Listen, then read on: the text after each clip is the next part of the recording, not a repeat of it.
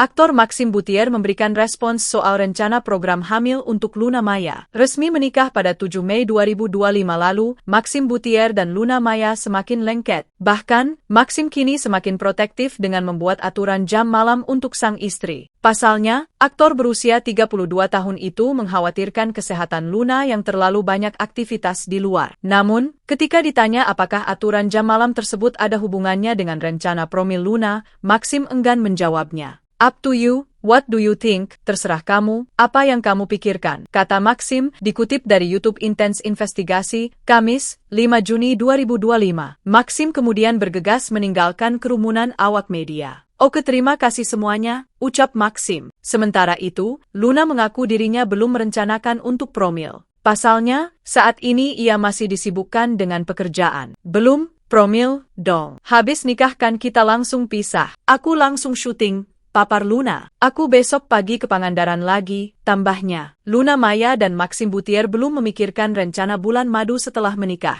Pasalnya, keduanya telah ditunggu setumpuk pekerjaan di dunia hiburan. Bagi Luna Maya, tampaknya menunda bulan madu bukanlah masalah.